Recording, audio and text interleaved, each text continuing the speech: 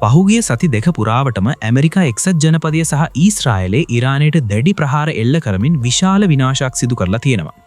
අයතුල්ලා ඛමේනි දැන් ජීවතුන් අතර නැහැ. ඉරාන හමුදාව සම්පූර්ණයෙන්ම අඩපණ වෙලා. මින් ඉදිරියට කුමක් සිදුවත් මැද පෙරදිග අනාගතය දැනටමත් සදහටම වෙනස් වෙලා ඉවරයි. යුද උපක්‍රමික ටැක්ටිකල් පැත්තෙන් බැලුවොත් වොෂින්ටනය සහ ජෙරුසලම මේ වෙද්දි සුවිශේෂී ජයග්‍රහණ අත්කරගෙන තියෙනවා. ඉරාන භූමියෙන් වැඩි හරියක ගුවන් බලය ඔවුන් සතු කරගෙන ඔවුන්ට අවශ්‍ය වෙලාවට අවශ්‍ය ඉලක්කවලට කැමැති ආයුධයකින් පහර දීමේ හැකියාව ඔවුන්ට ලැබිලා තියෙනවා. දශක ගණනාවක් පුරා පැවති සීතල යුද්ධයකින් පස්සේ ඊශ්‍රායලයේ තමන්ගේ ප්‍රධාන සතුරා දැන් සුණු විසුණු කරමින් ඉන්නවා. ඒ වගේම ඇමරිකාව තමන්ගේ බලය ගැන කොයිතරම් විශ්වාසයකින් ඉන්නවද කියනවා නම් ඩොනල්ඩ් ට්‍රම්ප් දැනටමත් තමන් ජයග්‍රහණය කළා කියලා ප්‍රකාශ කරලත් ඉවරයි. ඒත් යුද පිටියේ ලබන මේ ජයග්‍රහණ පමණක් යුද්ධයක් දිනන්න ප්‍රමාණවත් වෙන්නේ නැහැ. මේ වෙලාවේ ඇමරිකාව සහ ඊශ්‍රායලයේ යුද පිටියේ පෙන්වන ආධිපත්‍යයත් ඔවුන් බලාපොරොත්තු වෙන අවසාන උපායමාර්ගික ජයග්‍රහණයත් අතර ලොකු පරතරයක් තියෙනවා. සති දෙකක නොකඩවා එල්ල කරපු බෝම්බ ප්‍රහාර වලින් පසුවත් ඉරාන ඉස්ලාමීය ජනරජය අවමත් නොවැටී තියෙනවා. ඒ වගේම එරට පාලන තන්ත්‍රයේ වෙනස් කිරීම කියන එක දැන් ගොඩාක් දුරස් වෙච්ච බලාපොරොත්තුවක්. හෝමුස් සමුද්‍ර සංදිය වහලා දාලා තියෙන්නේ. ඒ වගේම සමස්ත මැල්ල පෙරදිගම විශේෂයෙන්ම තෙල් සම්පතින් පොහොසත් ගල්ෆ් කලාපීය රටවල් දිගින් දිගටම ප්‍රහාරක තර්ජන වලට මුහුණ දෙමින් ඉන්නවා. ඉරානයේ නව උත්තරීතර නායකයා කිසිම විදිහක සම්මුතියකට එන්න සූදානම් පාටක් පේන්නේ නැහැ. ඇත්තටම ඔහු Tamanගේ පියාටත් වඩා දැඩි මතධාරියෙක්. පහුගිය දවස් කිහිපේ ඉරානයේ නැහුණු කතාබහ අනුව පේන්නේ ඔවුන් අංගලක්වත් පසුබසින්න සූදානම් නැහැ කියන එකයි.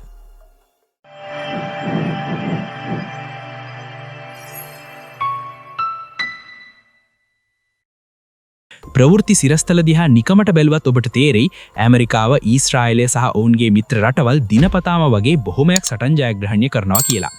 හැබැයි යුද්ධයේ දිනන්නේ කවුද කියලා ඇහුවොත් ඒක උත්තර දෙන්න ටිකක් අමාරු ප්‍රශ්නයක්. දැන් අපි සන්දානය ඇමරිකා ඊශ්‍රායල පැත්ත ගැන කතා කරමු.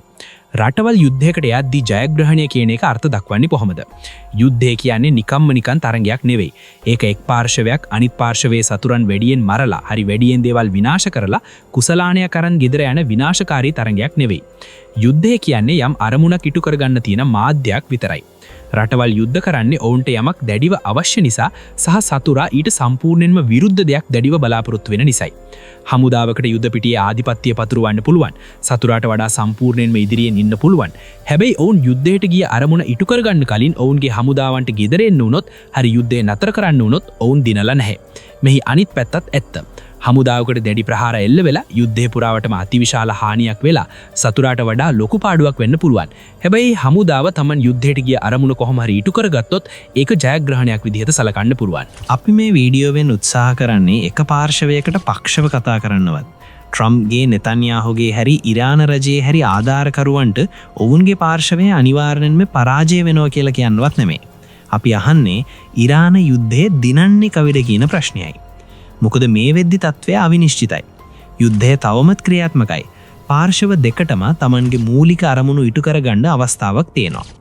අපිට දැනට කරන්න පුළුවන් හොඳම දේ තමයි මේ පාර්ශව දෙකම Taman ජයග්‍රහණය කරනවා කියලා කියන්නේ ඉදිරිපත් කරන තර්ක සහ ඒ තර්ක ඒ විදිහටම පිළිගන්න අපිට තියෙන බාධා මොනවද කියලා පැහැදිලි කරන එක.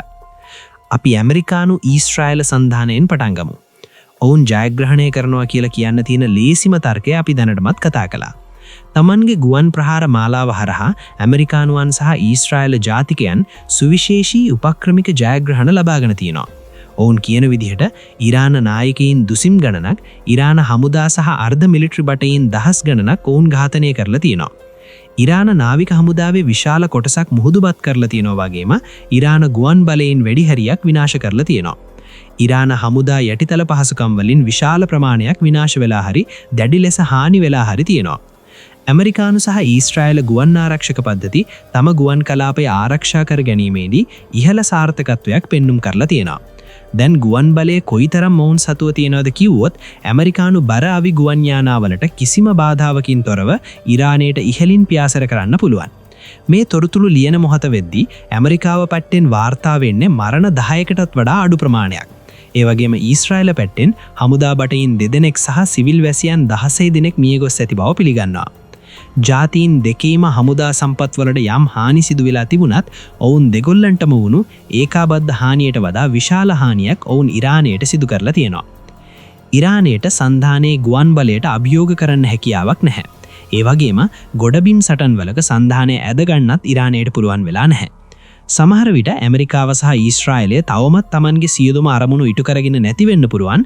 ඒත් මේ තත්වයට ඔබ මොන නමක් දුන්නත් ඔවුන් පරාජය වෙමින් ඉන්නවා කියලා නම් කියන්න බෑ. ඊශ්‍රායලය සහ ඇමරිකාව බලාපොරොත්තු වෙන මූලික අරමුණු දිහා බලන්න. ඉරාන පාලන තන්ත්‍රය විනාශ කිරීම, ඊශ්‍රායලයට හෝ මෙදු පෙරදිගට තියෙන ඉරාන තර්ජන ඉවත් කිරීම, ඉරානයේ න්‍යෂ්ටික වැඩසටහන අවසන් කිරීම සහ තවත් දේවල් ඊට ඇතුළත්. විශේෂයෙන්ම ඇමරිකාවේ යුද අරමුණු ගැන යම් අවිනිශ්චිතතාවයක් තියෙනවා කියලා අපි පිළිගන්න යුතුයි. ඒත් ලොකු පින්තූරය පැහැදිලි. ඔවුන්ට ඕනේ අනාගතයේදී ඊශ්‍රායලයට ඇමරිකාවට හෝ ඔවුන්ගේ මිත්‍ර රටවලට තර්ජනයක් වෙන ඉරාන අයතුල්ලාවෙක් නැති කරන්නයි. හැබැයි ඔවුන් කොයිතරම් විනාශයක් සිදු කළත් සති දෙකකට කලින් හිටපු තත්ත්වයට වඩා මේ අරමුණු වලට යන්නේ කොහොමද කියන එක තවමත් පැහැදිලි නැහැ. පාලන තන්ත්‍රය වෙනස් කිරීමේ කාරණය ගමු. සමහර දවස්වලට සන්ධානයේ නායකයින් මේක මූලික අරමුණු විදියට ප්‍රකාශ කරන්නත් පුළුවන්, නොකරන්නත් පුළුවන්. කොහොම වුණත් අඩුම තරමින් අනාගතයේදී තර්ජනයක් වෙන්නේ නැති පිරිසක් ඉරානයේ පාලනය කරනවා දකින්න උන් කැමතියි. හැබැයි ඉරානයේ හිටපු උත්තරීතර නායකයා ඔහුගේ සමීපතමයින් සහ රජයේ ඉහළ සිට පහළට ඔහුගේ මිත්‍රයින් විශාල ප්‍රමාණයක් ඝාතනය කරලා තිබුණත් ඉරානයේ නව නායකයින් නම්‍ය වීමේ පාටක් පේන්නේ නැහැ. ඇත්තටම ඉරානයේ නව උත්තරීතර නායකයා වෙන මොජ්ටබා කමේනි තමන්ගේ පියාටත් වඩා දැඩි මතධාරියෙක්. ඉරාන සහ ඊශ්‍රායල ආරංචි මාර්ග දෙකටම අනුව ඔහුව මේ තනතුරට කෙලින්ම පත් කරලා තියෙන්නේ ඉරානයේ අතිශය බලවත් විප්ලව සහගී ආරක්ෂක බලකාය විසිනුයි. මුළු රටෙන්ම ඇමරිකාවට සහ ඊශ්‍රායලයට මතවාදී මේ වශයෙන් දැඩි ලෙස විරුද්ධ කණ්ඩායමෙන් තෝරගත්තු නායකයා තමයි ඔහු. වෙනත් ක්‍රම හරහා පාලන තන්ත්‍රය වෙනස් කරන්න සන්ධායනයට විවිධ උපාය මාර්ග තියෙනවා. ඒත් ඒ උපාය මාර්ගවල බලපෑම දැන් අඩු වෙමින් යනවා වගේ පේනවා. ඇමරිකාවට මොජ්තාබා කමේනීව මරන්න පුරුවන්, ඊට පස්සේ එන කෙනාවත් මරන්න පුරුවන්. ওই විදිහට වෙනිසිවේලාවේ ඩෙල්සි රොඩ්රිගස් වගේ ඔවුන්ට සහයෝගය දෙන නායකයෙක් එනකල්ම ඒක කරන්න පුරුවන්. හැබැයි ඩොනල්ඩ් ට්‍රම්ප්ම පිළිගන්න විදිහට ඇමරිකාව ඒ වගේ භූමිකාවකට තෝරගන්න හිටපු බොහොමයක් අය මුල් ගුවන් ප්‍රහාරවලින්ම මිය ගිහින්. යුද්ධය ආරම්භයේදී ඉරාන වැසියන් රජයට එරෙහිව නැගී සිටීවි කියලා ලොකු කතාබහක් තිබුණා. ඊශ්‍රායලය විශේෂයෙන්ම පොලිස් සහ අභ්‍යන්තර ආරක්ෂක මධ්‍යස්ථානවලට බෝම්බ හෙලමින් ආයුධ සහ කුඩා ඩ්‍රෝන යානා බෙදා හරිමින් ඒ වගේ කැරැල්ලකට අඩිතාලම දාන්න කටයුතු කළා. ඒත් ඒක තවම සිද්ධ වුණේ නැහැ. එක හේතුවක් තමයි තමන්ගේ නායකයින්ට එරෙහිව නැගී සිටින්න තරමම් අවධානමක් ගන්න තරමටම සිදුවුණු විනාශය ප්‍රමාණවත් නොවීම. අනිත් හේතුව තමයි ඊශ්‍රායල නායක බෙන්ජමින් නෙතන්යාහු ඒ වගේ මහජන නැගිටීමකට අවශ්‍ය පසුබිම හැදෙන්නත් ගොඩක් කලින් ඒ සඳහා ආරාධනා කිරීම. ඉරානයේ ඇතුළෙන් එන තොරතුරු අනුව පැහැදිලි වෙන දෙයක් තමයි ඇමරිකාවේ සහ ඊශ්‍රායලයේ නායකත්වය සහ ඔවුන්ගේ අරමුණු ඉටු කර ගැනීමේ හැකියාව ගැන සාමාන්‍ය ජනතාවට තියෙන විශ්වාසය නැති වෙමින් යනවා කියන එක. ඒ වගේම කුර්දි ජාතිකයන්ගේ මූලිකත්වයෙන් කරන ගොඩබිම් ආක්‍රමණයකට සන්ධානීය සහාය දුන්නත් ඒ ප්‍රහාරයේ තිබුණු හදිසි බව හැවත් සර්ප්‍රයිස් එක දැන් නැති වෙලා ගිහින්. රොයිටර් පුවත් සේවයට අනුව සති දෙකක පමණ බෝම්බ ප්‍රහාර වලින් පසුවත් ඉරාන පාලන තන්ත්‍රයේ කඩා වැටීමේ අවදානමක නැහැ කියලා ඇමරිකානු බුද්ධ්‍යංශ මීට දින කිහිපයකට කලින් නිගමනය කරලා තේනවා. ඊ අතරම ඉරානයේ එල්ල කරන සමහර ඉතා වැදගත් ප්‍රහාර නවත්වන්න සන්ධාන හමුදාවලට නොහැකි වෙලා තියෙනවා. විශේෂයෙන්ම මැද පෙරදිග කලාපයේ තියෙන ප්‍රධාන ආර්ථික සහ යටිතල පහසුකම් ඉලක්ක කරගෙන එල්ල කරන මිසයිල් සහ ඩ්‍රෝන ප්‍රහාර මීට ඇතුළත්. සෞදි අරාබිය, කටාර් සහ ඕමානය වගේ කලාපීය රටවල තෙල් පිරිපහදු සහ ස්වභාවික ගෑස් පහසුකම් වලට ඉරානය දැඩි හානි කරලා තියෙනවා වගේම ඒව වසා දමන්නත් සිද්ධ වෙලා තියෙනවා. හෝමුස් සමුද්‍ර සන්ධියේ වසා දමන්න උන් සාර්ථක වෙලා තියෙනවා. ඒ හරහා යාත්‍රා කිරීම දැන් බොහෝ නැව් ප්‍රතික්ෂේප කරනවා. මේ ප්‍රතිඵලයක් විදිහට ලෝක බලශක්ති මිල ගණන් සීග්‍රයෙන් ඉහළ ගිහින් තියෙනවා. සම්පූර්ණ ආර්ථික කඩාවැටීමක් වළක්වා ගන්න ලෝක ඉතිහාසයේ වෙළඳපොළට කළ විශාලතම මෙදිහත් වීම විදිහට තෙල් බැරල් මිලියන 400ක සංචිතයක් නිදහස් කරන්න ලෝකයට බල කරන්න ඉරානයට ගත වුණේ සති දෙකකටත් අඩු කාලයක්. ඉරානයට මෙහි විනාශය කරන්න උදව් වුණු හොඳින් සගවා තියෙන දිගදුර ඩ්‍රෝන යානා ගබඩා විනාශ කරන්න සන්ධානයට තවම පුළුවන් වෙලා නැහැ. ඒ කියන්නේ ඉරානයට වැඩිම හාලයක් වෙලා තිබුණත් දිගටම කලාපයට තර්ජනය කරන්නත්, ගෝලීය වෙළඳාම අඩාල කරන්නත්, බලශක්ති වෙළඳපොළ පාලනය කරන්නත් ඉරානයට තව දුරටත් පුරුවන්. ඇමරිකාවට සහ ඊශ්‍රායලයට වෙනත් විදිහට ප්‍රහාර උග්‍ර කරන්න පුරුවන්. ඝාතනය හෝ ඉරානයට ආර්ථික වශයෙන් වැදගත් වෙන කාර්ග් අයිලන්ඩ් අත්පත් කර ගැනීම වගේ සීමිත අරමුණු සහිතව ගොඩගිම් බෙහෙයුම් ආරම්භ කරන්න උන්ට පුළුවන්. එහෙමත් නැත්නම් විශාල ආක්‍රමණයක් කරනවා කියලා තර්ජනයක් මවන්න දේශ සීමාවේ හමුදාව රැස් කරන්න පුළුවන්. රජයට ක්‍රියාත්මක වෙන්න අත්‍යවශ්‍ය යටිතල පහසුකම් වලට ප්‍රහාර දෙන්නත් පුරුවන්. මාර්තු 14 වෙනිදා ඉරාන හමුදාවන්ට වැටුප් ගෙවන බැංකුවලට සහාය දෙන දත්ත මධ්‍යස්ථානයකට ප්‍රහාරයක් දුන්න වගේ දේවල් කරන්න පුළුවන්. හැබැයි ඉන්පස්සේ රජේ කඩා වැටෙයි කියලා කිසිම සහතිකයක් නැහැ. ඒක ඉක්මනින් වෙයි කියලාත් කියන්න බෑ. ට්‍රම්ප්ගේ පරිපාලනයට මේ මෙහෙයුම වෙනුවෙන් රට ඇතුලෙන් හරි ජාත්‍යන්තරවත් හරි ලැබිණු සහයෝගය දැන් ක්‍රමයෙන් අඩු වෙමින් යනවා. නවතම මහජන මත විමරීම් වලට අනුව ඇමරිකානුවන්ගෙන් බහුතරයක් මේ යුද්ධයට කෙලින්ම විරුද්ධයි. ජාත්‍යන්තර මට්ටමින් ගත්තත් ෆ්‍රාන්ස් ජනාධිපති ඉමැනුවෙල් මැක්‍රෝන් මේ සතියේ G7 සමාජිකයන්ගේ වීඩියෝ සාකච්ඡාවකදී කිව්වේ ඇමරිකානු ජනාධිපති ඩොනාල්ඩ් ට්‍රම්ප් ඉරානයත් එක්ක කරන මේ යුද්ධෙන් බලාපොරොත්තු වෙන්නේ මොකක්ද කියලා කිසිවෙකුට කියන්න බෑ කියලායි. ඊශ්‍රායල් ආරංචි මාර්ගවලට අනුව තවත් අරමුණු ඉටු කරගන්නේ නැතුව ඇමරිකාව හදිස්සියෙම යුද්ධේ නිවත් වුණොත් ඊශ්‍රායලයට තමන්ගේ මෙහෙයුම් නතර කරන්න සිද්ධ වෙයි කියලා ජෙරුසලම් පවා දැන් සූදානම් වෙනවා. ඉතින් මේ වෙලාවේදී තමයි අපි ප්‍රශ්න කරන්නේ ඇමරිකාව ළඟදීම යුද්ධයෙන් ඉවත් වුණොත් සහ සමස්ත තත්ත්වය දැන් තියෙන විදිහටම තිබුණොත් ඒක ජයග්‍රහණයක්ද කියලා. හරි. දැන් අපි ආයෙත් ඉරානයේ පැත්තට හැරෙමු. දැන් අපි ඉරානයේ පැත්ත ගැන කතා කරමු. මේ සමීකරණයේ ඉරානයට නරක විදිහට බලපාන දේවල් සන්ධානයට හොඳ විදිහට බලපානවා වගේව සන්ධානයට නරක දේවල් ඉරානයට වාසිදායක වෙනවා. කොහොම වුණත් මේ වෙලාවේ ඉරානයට දැඩි ප්‍රහාර එල්ල වෙමින් පවතිනවා කියන එක නම් අනිවාර්යයි. යුද්ධයට කලින් හිටපු ඔවුන්ගේ නායකත්වය විනාශ වෙලා, ඔවුන්ගේ හමුදාව අඩපණ වෙලා, කාලයක් තිස්සේ තිබුණු ඔවුන්ගේ ආර්ථික අර්බුදය තවත් දරුණු වෙලා. හැබැයි ඇමරිකාව සහ ඊශ්‍රායලය වගේ නෙවෙයි ඉරානයේ මූලික යුද්ධ අරමුණ වෙන්නේ නොනැසී පැවතීමයි. මේ වෙනකල් ඉස්ලාමීය ජනරජය නොනැසී පැවතෙනවා. ගල්ෆ් කලාපීය රටවලට සහ අනෙකුත් කලාපීය රජයන් වලට පහර දීම සම්බන්ධයෙන් ඔවුන්ගේ ගණනය කිරීම වැරදිලා තිබුණත් බටහිර රටවල් එක්ක කරන යුද්ධයේදී ඔවුන්ගේ මූලික න්‍යාය වැඩ කරලා තිනවා. ඉරාන මිසයිල, ඩ්‍රෝන සහ මුහුදු බෝම්බ ඇත්තටම හෝමුස් සමුද්‍ර සංධිය වසා දමන්න සමත් වුණා. ඒ වගේම ගෝලීය ආර්ථිකය ප්‍රාණයපයට ගන්න ඔවුන්ට පුරුවන් වෙලා තියෙනවා. ඉරානයේ මේ යුද්ධය කරන්නේ ඇමරිකාවේ හරි ඊශ්‍රායලයේ හරි ජයග්‍රහණයේ නිර්ණායකවලට අනුව නම් මේ වෙද්දි ඉරානයේ අන්ත පරාජයක් ලැබලා ඉවරයි. ඒත් ඉරානය කරන්නේ ඒක නෙවෙයි. ඔවුන්ට තියෙන්නේ වෙනස්ම අරමුණු පෙළක්. ඒ නිසා ඔවුන්ව මනින්න වෙන්නෙත් වෙනස්ම නිර්ණායකවලින්. ඉරානයේ අරමුණ තමයි නොනැසී පැවතීම. ඒක පුද්ගලයින්ගේ හෝ ප්‍රධාන නායකයින්ගේ පැවැත්ම නෙවෙයි, ඉස්ලාමීය ජනරජයේම පැවැත්මයි. මේ වෙලාවේ ඉස්ලාමීය ජනරජය තවමත් නොවැටී තියෙනවා. හැබැයි ඉරානයට තියෙන ලොකුම ප්‍රශ්නය තමයි යුද්ධය තවම ඉවර නැති එක. ඉරානයේ අරමුණ යමක් පරාජය කරනවට වඩා යමක් ආරක්ෂා කර ගැනීම නිසා ඔවුන්ට ඒ අරමුණ ඉටු කරගන්න වෙන්නේ යුද්ධය අවසන් වුණාට පස්සේ විතරයි. සන්ධානයේ විසින් ඉරානයේ හැකියාවන් විශාල වශයෙන් විනාශ කළා කියලා එයින් ඉරානයේ සම්පූර්ණයෙන්ම පරාජය වෙලා කියලා අදහස් වෙන්නේ නැහැ. හැබැයි එයින් අදහස් වෙන්නේ යුද්ධය අවසන් කරන්නේ කවදාද කියලා තීරණය කිරීමේ හැකියාව ඉරානයට අහිමි වෙමින් යනවා කියන එකයි. දැනටමත් යුද්ධයක පැටලිලා ඉන්න ඉරානයට ඒ තීරණය ගන්න බැරි නම් ඔවුන්ට තියෙන්නේ එකම එක විකල්පයයි. තදින් අල්ලාගෙන ඉන්න ගමන් සන්ධානයට යුද්ධයේ වියදම දරාගන්න බැරුව හරි නැත්නම් යුද්ධ කිරීමේ උනන්දුව නැති වෙලා හරි මේක නතර කරાવી කියලා බලාපොරොත්තු වෙන එක විතරයි. සන්ධානයට යුද්ධය වෙනුවෙන් ලොකු පිරිවැයක් දරන්න සලස්වන්න ඉරානයට පුළුවන්. හෝමුස් සමුද්‍ර සංධිය වහලා දාලා මැද පෙරදිග පුරා ප්‍රහාර එල්ල කරමින් ඔවුන් උත්සාහ කරන්නේ අන්න ඒකයි. හැබැයි දැනටමත් ඉරානයට එල්ල වෙලා තියෙන දැඩි ප්‍රහාර නිසා ඒ විදිහට සන්ධානයට බලපෑම් කිරීමේ හැකියාව දවසින් දවස දුර්වල වෙමින් පවතිනවා. ඉරානයේ අවිගබඩාවේ තව කොච්චර දේවල් ඉතිරි වෙලා තියෙනවද කියලා ඉරානෙන් පිට කිසිවෙක් හරියටම දන්නේ නැහැ. යුද්ධයේ මේ අවස්ථාව වෙද්දී සමහර විට ඉරානයේ නායකයිනුත් ඒක හරියටම දන්නේ නැතුව ඇති. හැබැයි ඉරානයට තියෙන්නේ සීමිත මිසයිල ප්‍රමාණයක්, සීමිත ද්‍රෝණ ප්‍රමාණයක් සහ සීමිත දියත් කිරීමේ යන්ත්‍ර ප්‍රමාණයක් බව අපි දන්නවා. ඒ වගේම ඒව ක්‍රියාත්මක කරන්න පුහුණු වුණු පිරිසත් සීමිතයි. ඉරානයේ තමන්ගේ ආයුධ දියත් කරන හැම වෙලාවකම ඔවුන්ගේ දියත් කරන ස්ථාන සහ යටිතල පහසුකම් අනාවරණය වෙනවා. ඊට පස්සේ සතුරන්ට ඒව ලුහු බැදලා විනාශ කරන්න පුරුවන්.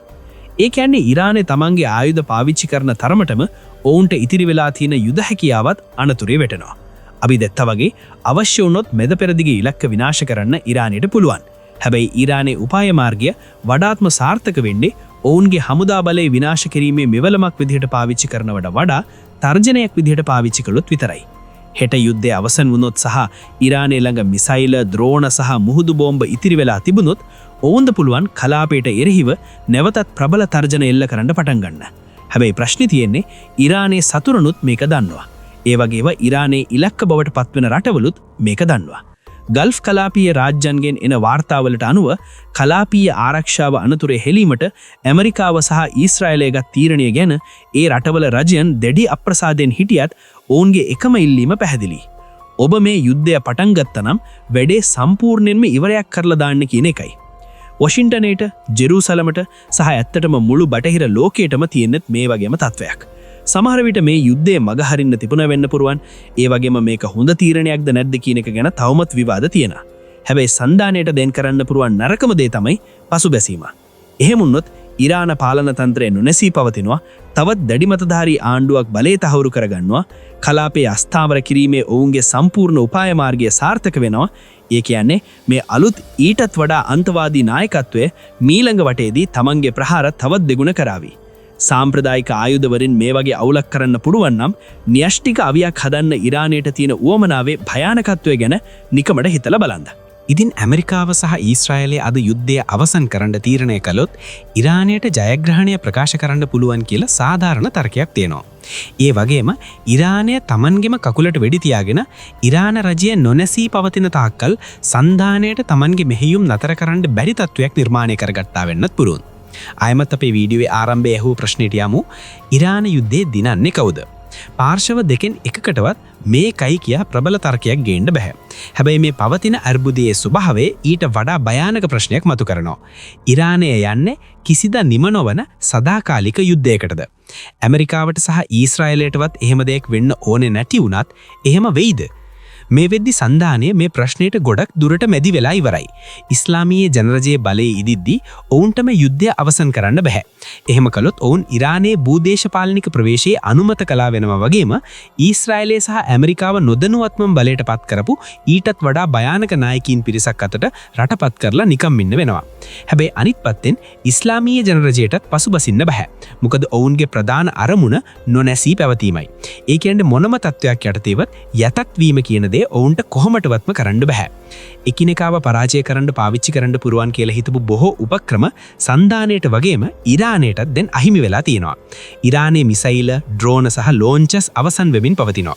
ඒ වගේම අරාබි ලෝකයට ඉරානය ගැන තිබුණු ඉවසීමත් දැනටමත් නැති වෙලා ගිහින්. අනිත් පැත්තෙන් කැරල්ලක් ඇති කරන්න, හදිසි කුර්දි ආක්‍රමණයක් දියත් කරන්න හෝ Tamanට හිතවත් ඉරාන නායකයෙක් බලයට ගේන්න ඇමරිකාවට සහ ඊශ්‍රායලයට තිබුණු අවස්ථාවත් ගිලිහි ගිහින් වගේ පේනවා. ට්‍රම්ප්ම සඳුදා පැහැදිලි කළා වගේ අපි දැනටමත් බොහෝ ආකාරවලින් දිනලා තියෙන්නේ. හැබැයි අපි ප්‍රමාණවත් තරම් දිනලා නැහැ. මේක ලේසි විසඳුමක් දෙන්න පුරුවන් තත්වයක් නෙවෙයි. ඒ වගේම බිම්මට්ටමේ ඇත්ත තත්වය මොකක් වුණත් සන්ධානයට හෝ ඉරානයට නිකම්ම ඉවත් වෙලා ජයග්‍රහණය ප්‍රකාශ කරන්න පුළුවන් තත්වයකුත් නෙවෙයි. මේක පාර්ශව දෙකම බලාපොරොත්තු වුණාට වඩා ගොඩක් දිගු විසඳන්න අමාරු යුද්ධයකට මඟ පාදනවා. මේක කිසිම පාර්ශවයක් දිනන්න සූදානම් නැති සහ අවසානයේදී හැමෝම පරාජය වෙන යුද්ධයක්. ඉතින් එහෙනම් මතමින් මේ වීඩියෝ එක ඉවරයි. නැරඹුවාට ස්තුතියි. මේ වගේ වීඩියෝ වලට කැමතිද? එහෙනම් ලයික් කරලා ඔයාගේ අදහසත් කමෙන්ට් කරන්න, සබ්ස්ක්‍රයිබ් කරන්න තමතෙක් කරන්න එපා. අපි වීඩියෝ එකක් දාපු ගමන් බලන්න බෙල් අයිකන් එකත් ක්ලික් කරලා තියාගන්න. මේ වීඩියෝ ඔයාගේ යාළුවන්ට බලන්නත් ෂෙයා කරන්න. අපි ඊළඟ වීඩියෝ එකෙන් හමු වෙමු.